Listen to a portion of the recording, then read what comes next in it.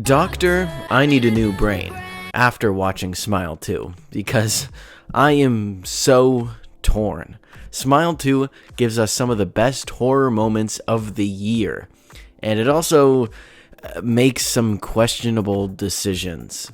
So I took the liberty to rewrite some of it, and what are my qualifications? Well, I actually went to the same school that writer-director of the Smile movies Parker Finn went to, studying his exact same major. So if anything, I have the exact same education as this man, except for the part where, he wrote and directed two major blockbuster, wide-release movies. I haven't done that yet. If you've watched my other videos, you know that I'm not the guy to scream and rage about a movie I didn't like. No, I guess you could just say I'm a chill guy about it. No, I mean, I do respect Parker Finn a lot, and so that's why I'm going to try my best to come at this with good faith critique. And the best way to do that is always with a compliment sandwich. So here we go. Spoilers ahead, by the way.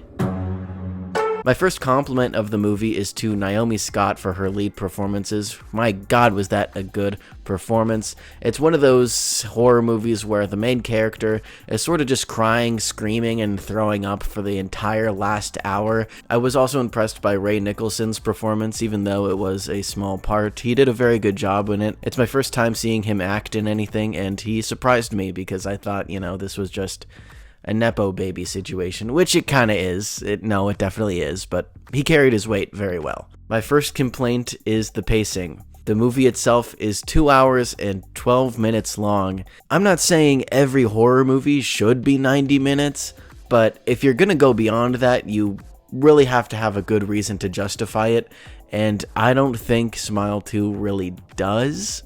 Like, let's take Xenomorphs as an example of a horror villain. They first start out as an egg, then they hug your face, plant something in you, it comes bursting out, scurries about, and becomes a xenomorph. Those are very distinct, different stages to where the characters have to combat them differently each time. The way to defeat a facehugger is not the same way to defeat a xenomorph, and that gives the movie pacing. Like, here's the first stage where the characters have to take this action to defeat it. Oh, that fails. Now we're on to the next stage where they have to take a different action to defeat it. Nope, that didn't work. Third stage, so on and so forth. But with the Smile Demon, it's like the same way to defeat him on day 1 is the same way to defeat him on day 4. Basically, once Skye gets the demon inside of her, the scenes basically go like something scary happens at her apartment, she goes to work and yells at somebody. Something scary happens at her apartment, she goes to work and yells at somebody. Something scary happens at her apartment, she goes to work and yells at somebody. And it just keeps repeating that structure. Now, the first Smile movie was about 2 hours, and I remember the first time I watched it, I felt like, yeah, it was a little long, but at least in that movie, the main character is like figuring out new information about the demon. She's looking at police reports and figuring out the pattern, and she found someone who's still alive, and she interviews them, and we keep getting more and more information. But with this movie, it's like you're expected to already know that, and if you don't know that, then there's a guy named Morris who gives you a Spark Notes version, and then it's just Skye being terrorized for 2 hours and not really being able to do anything about it. So my solution to this problem is just, cut down the movie. Don't make it over 2 hours. I know that's easier said than done, and I should probably throw out some advice that I would give on what to cut. So, Gemma. I'd get rid of the character Gemma. She doesn't really add anything new to Skye's character or what's going on around her. She pretty much only exists for a fake out that already happened in the first movie. The movie is really split between Skye's feelings for Gemma and that relationship, and also Skye's PTSD with Paul and getting into the car accident. And obviously the car accident is way more interesting. Like, she killed a person because she was addicted to drugs. Not only that, but that person was a famous actor who many people liked. So it's like, that plot point is a lot better and worth exploring more into than she was a bad ex. So I'd say cut out Gemma, and if there's any extra time we have there, focus it more on Paul. Compliment number 2, the scares. Yeah, I know I was sort of making fun of the scary things happening at her apartment, but You know, those things are genuinely scary and shot very well. My main critique with the first movie was that there was just so many unnecessary, like, bad faith jump scares in there. Like, the music would go down and it would be silent just for a phone to ring. There are so many phone ringing jump scares in Smile 1. But in Smile 2, all of that's gone. All the jump scares are of something genuinely scary. No phone calls, which I really appreciated. My favorite of the scary things that happen at Skye's apartment is probably the background dancers, you know, all flooding in, rushing at her. I thought it was a great balance of campy fun, while still genuinely being scary. That scene had great tension to it, and it actually spoke to Skye's fears. One of the reasons she's scared of quitting music is that, you know, all of these people are employed because of her, and if she leaves, then all of these people, including these dancers, are out of a job. So she feels like she's pressured into doing something she wants to quit. And really my one critique about the scares in the Smile movies is that I fear that the Smile franchise has just fallen into the jump scare movie bucket, when I think it has the potential to be so much more. If there ever is a Smile 3, I'd definitely limit the amount of jump scares and just use the smiles, because the people smiling that they hire are genuinely creepy, and you can get a lot of mileage out of just people smiling that I don't think they've capitalized on yet. Like, you don't need a loud noise out of nowhere to make someone feel scared. I feel like Parker Finn is more than capable of doing a Smile 3 with a lot less jump scares and being less reliant on it. But my god, does he do a good jump scare. Critique number 2. It's a sequel, people. Another aspect I disliked is that it really builds off nothing from the first movie.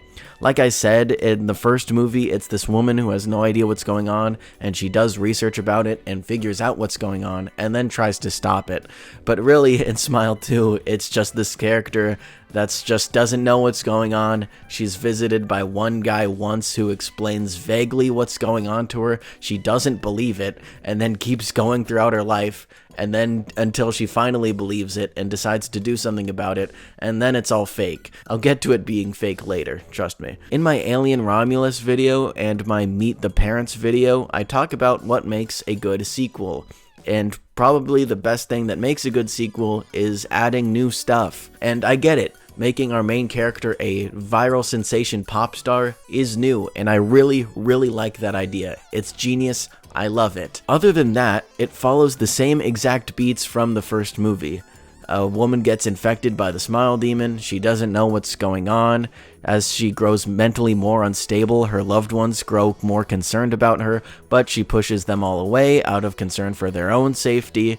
She meets a man who tells her how to defeat the Smile Monster, so then she goes to defeat the Smile Monster, but no, it was all fake, and the Smile Monster wins. And with an entirely new cast of characters, it's pretty hard to world build. I appreciated Kyle Gallagher showing up at the beginning, and that beginning sequence was awesome. I loved it. But other than that, yeah, we don't get to see any of the other characters from Smile 1, which is okay. I mean, you don't really have to bring back the characters, but at least, you know, add something new about the monster. I get that part of its scariness is that you don't know where it comes from and you don't understand why it does what it does.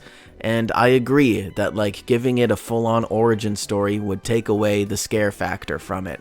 So I'm not saying we have to do an origin story for the Smile Demon, but what I am saying is just give me new information about it. Maybe they discover a weakness in Smile 2 that they didn't discover in Smile 1. Or just raise the stakes by making it a bigger threat, like how Skye killed her mom. In that moment, I thought it was a great escalation from the first movie, because in the first movie, the main character didn't kill anybody. But in this movie, oh, now she's killing people. But, it was all in her head, so dang. I watched this with my brother, who really, really likes this movie, and I don't want to take that away from him, but he said one of the reasons why the monster is so scary is because it doesn't have any weaknesses, but, like, that's not really how movies are supposed to work. Like, you have to give your characters agency. One of my first videos ever on this channel is me talking about the movie Unfriended and how I didn't like it because the ghost in that movie was so undefined and could do anything and was way overpowered, and there's no way for the kids to fight against it. The one thing that's holding this movie down is the ghost, because it's just too powerful. Like, it's all seeing, it's all knowing. They can't make choices for themselves. There is no choice to make, because what the fundamentals of this movie is the person cannot leave their computer. And so how many choices can you make on a computer that can stop a ghost? 0. But at least that movie is 90 minutes. Because in movies, you want your villain to seem like they have no weaknesses and that they're overpowered. And then we get a huge sense of gratification when our hero uses their smarts and thinking abilities and wits to come up with some clever way that the audience didn't think of to best the villain and win. And then that makes us really excited and happy. Smile 2 is like if Jigsaw put Amanda in the reverse saw trap and said, hey, this is gonna go off in 60 seconds and you can't do anything about it. But there is a gun on the table if you want to shoot yourself before the timer goes off. You would think that maybe, oh, if she grabs the gun and like shoots some mechanism in the trap, she can escape and she beat the villain. But no, it's just those are your two options. Wait to die or kill yourself. And I know what you're thinking, but Morris had the solution. There is a way out. You just have to temporarily kill yourself and then come back to life, and that's how you beat the villain. They found it. They found a loophole. That's the monster's weakness. And to that I say, that's amazing. That's great. They put it in the trailers. When I saw that, I was like, oh, I'm so excited for that scene. I can't wait for that to happen. And it's all fake. Compliment number 3. The songs were good. Yeah, the songs were really good. I liked them. Critique number 3. Everything is fake. Why is everything fake? Gemma, in her head, killing her mom, in her head. The last 30 minutes of the movie, in her head. I've already talked about Gemma. Yeah, it's a fun fake out, but there's way too much time dedicated to it, and it's the exact same thing they did in the first movie. When the main character is hanging out with a person, and then they get a phone call from the real person, and be like, oh, that person's fake. That's exactly what they did in the first movie. While talking about this with my brother, he said, that's what makes it scary. You don't know what's real and what's not. My retort to that is, again, I like my characters to have agency. I don't like it when a character has 0 power over their situation and they can't do anything about it. I do think it's fun to put your characters in a corner and be like, oh, how are they going to get out of this one? But it's like, even if they did do something, the consequences aren't real because it's all in her head. I just wanted to see Skye at least try to inject herself with whatever that thing was in the freezer. Just try it. It doesn't even have to work. She can do it, temporarily die, wake up and still have the demon, but at least we watched her try. It's like if in Star Wars, Luke was flying down the Death Star and about to shoot that tiny hole, and right as his finger was on the trigger, he wakes up and he's right in front of Darth Vader, and Darth Vader goes, yeah, I used the Force to make you think the last 30 minutes of the movie were real. I'm gonna kill you now. And then stabs him with a lightsaber. And it's like, we just spent the whole last 30 minutes building up that this is the one weakness in the Death Star, and this is the one way to defeat it. And Luke has been training and with knowing about the Force, and you think he can really do it, and this is the way, but it's fake. And I get it. It's an amazing idea to have Skye kill herself on stage in front of the audience. That's amazing. I love that idea, and I'm glad they did it, because genuinely that is amazing. Talk about raising the stakes for a sequel. I loved that part. How we got there, not so much, because she doesn't even reconcile with anything. As I've been talking, you might be thinking that I always want the hero to win and the hero should always win. No, I don't think so. I like when the villain wins. I think it's nuanced, but the main character has to at least learn something. You see this a lot in sports movies when the team loses the big game at the end, but it's okay because they learned to work together better as a team. One of the players finally got enough courage to ask out the girl he likes. Another one of the players fixed his relationship with his estranged dad. All of the players got what they needed in the end, but they didn't win the game. And by the end of Smile 2, I'm not really convinced Skye really went through a character arc. My rewrite. Despite my frustrations that I voiced throughout the video, and I'm sorry if I got a little loud, there is some really, really good stuff in here. The fact that I want to keep most of it. Like when Skye has to speak at the charity event and everything goes wrong. I thought that was an amazing scene. I loved it so much. That was a great escalation, a PR disaster for her. Now she's finally hit rock bottom and finally willing to meet up with Morris. Morris tells her that, like, hey, this is the way to defeat the demon, is to kill yourself. And she goes, no, I don't want to do that. She goes back to her apartment. That's when she gets terrorized by the dancers, and then she wakes up in the hospital. And from that point on in the movie, everything is all in her head. Killing her mom and driving out to the Pizza Hut and trying to inject herself with the thing. It's all fake. So my rewrite is, let's make that real. So let's have Skye wake up in the hospital and her mom is there and her mom is pressuring her to perform. And Skye's like, no, I don't want to. They get into the fight until eventually the demon takes over inside of her and kills her mom. When Skye comes to, she realizes what she's done. Uh-oh. Now she has to get out of there. And a slight rewrite that I would make is that somehow, I'm not sure, but she'll have to kill her mom in the way that made it look like a suicide, because obviously if, she was charged for murder, she wouldn't be able to perform, and of course we need her on stage at the end of the movie. I'm not sure exactly how it would work, but the police would need to look at her mom's body and think it was just a suicide. Skye comes running out of her hospital room covered in blood, and she makes a big scene, and she just steals a car and drives away and gets the directions from Morris, because obviously Gemma isn't in this version anymore. I wrote her out. So now Skye can just be driving herself. And hey, if only she had maybe some previous trauma while driving in a car. Oh yeah, this is a great point to bring back Paul. So instead of envisioning Gemma next to her, she envisions Paul next to her, and Paul is screaming at her. And while she's trying to focus on driving, she's swerving on the road, and now police cars are chasing after her. And it's a very emotional, intense scene until Skye finally says to Paul that she's sorry. She takes fault for what happened that night, and she grows to be the bigger person. And only then does Paul disappear and stops tormenting her about it. And hey, it's almost like a parallel to the first movie where the main character blamed herself for her mom's suicide, but then learns to forgive herself and lets it go.